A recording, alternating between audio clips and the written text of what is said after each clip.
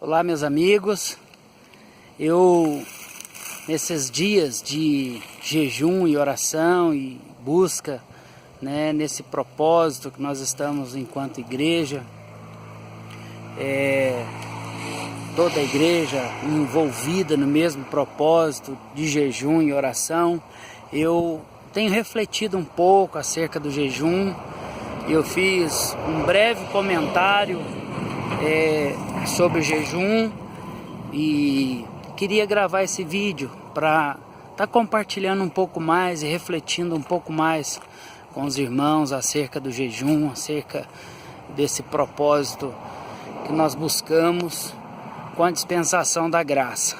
E confesso para vocês que no início da minha caminhada com o Senhor, eu fazia um pouco de confusão com isso, misturava sacrifício com graça, misturava obras com a graça, com o favor de Deus, e não entendia muito bem, o que era graça e o que era disciplina espiritual, E nos últimos anos nós temos buscado um pouco mais de revelação sobre a graça de Deus, sobre a dispensação da nova aliança, do Novo Testamento, e isso tem trago um pouco de luz, Bom, se nós estamos na graça, se nós estamos na nova aliança, por que então jejuamos? Por que então dedicamos tempo de oração, tempo de jejum, tempo de propósito, Outras pessoas rapam a cabeça, outros tiram um tempo para ficar sem assistir televisão. Isso não seria sacrifício na nova aliança? Como é que fica isso, Importante é que nós trazemos luz dentro daquilo que Jesus ensinou, dentro daquilo que Jesus deixou para nós, Jesus começou o seu ministério debaixo de jejum, Certa vez questionaram ele dizendo: olha, os discípulos de João Batista jejuam, e os seus não vão jejuar não? Jesus disse: olha, enquanto eu estou com eles, eles não precisam jejuar porque eu estou aqui, É como se Jesus estivesse dizendo: olha, eles não precisam de tanta fé, já que eu estou aqui em carne e osso para manifestar sobre a vida deles.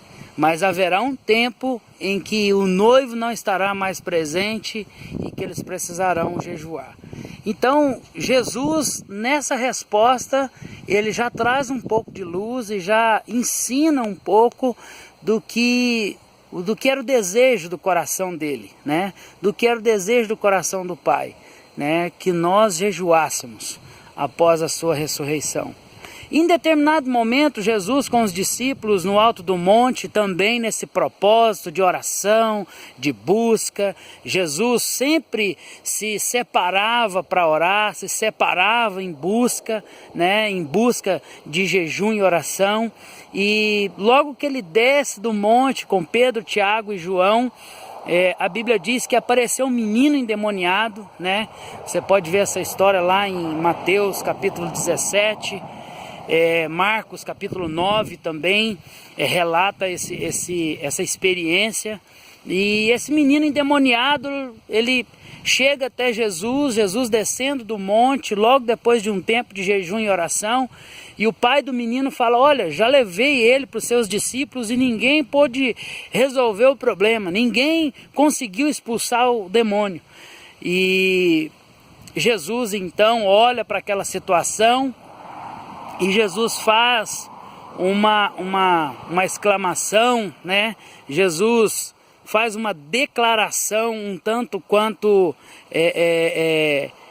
desafiadora, E ele fala: ó geração incrédula, até quando vos perecereis? Até quando vocês vão sofrer por falta de fé? Até quando vocês vão viver essa fé pequena, mirrada? Até quando vocês vão ficar debaixo desse jugo por falta de fé? E aí mais adiante Jesus faz outra afirmativa, parece que desconsiderando que o problema de não conseguir expulsar aquele demônio era falta de fé, mas Jesus faz outra afirmativa. Jesus fala, olha, essa casta não sai senão através de jejum e oração.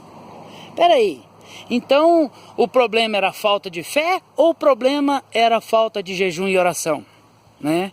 Parece que são coisas distintas, mas o texto trata do mesmo assunto e do mesmo princípio.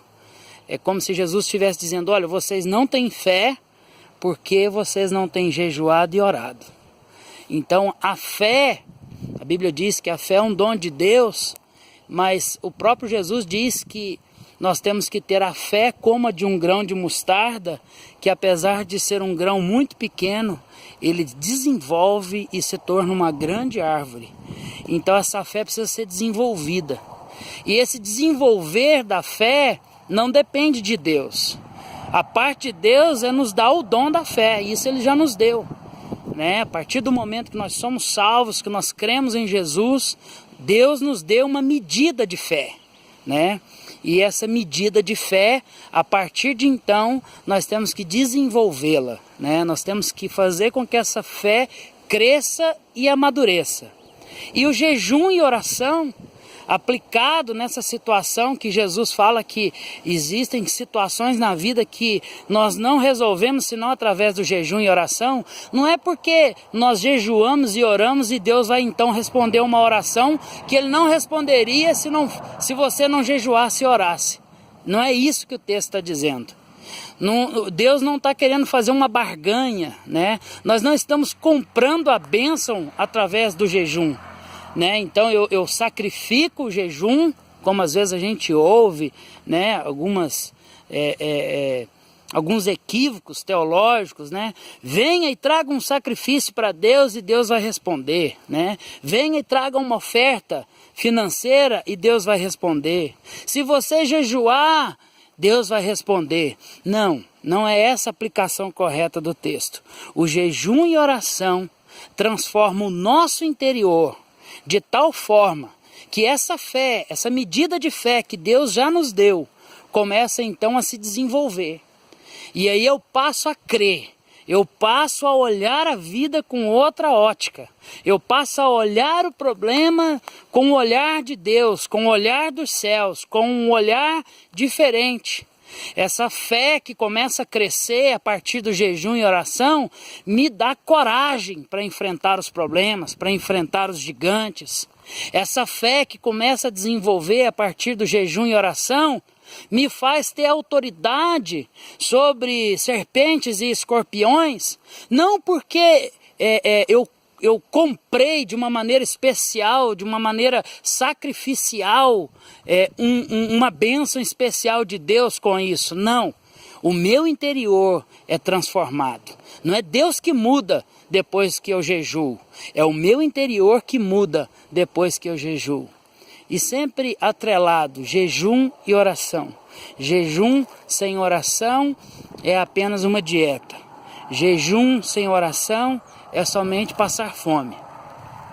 E muito interessante que Deus tem mexido comigo nesses dias, né, acerca dessas verdades. E então, debaixo desse entendimento, né, eu passo então a jejuar, porque eu quero uma mudança no meu interior, nas minhas disciplinas espirituais, né? na minha dedicação, na minha devoção ao Senhor, na minha busca ao Senhor. Não porque Ele está longe e depois que eu faço algo Ele passa a estar perto. Não, é porque o meu interior, o meu entendimento, a minha revelação, o meu coração passa a crer de uma maneira diferente, passa a ter convicções espirituais que ele não tinha sem o jejum e sem a oração.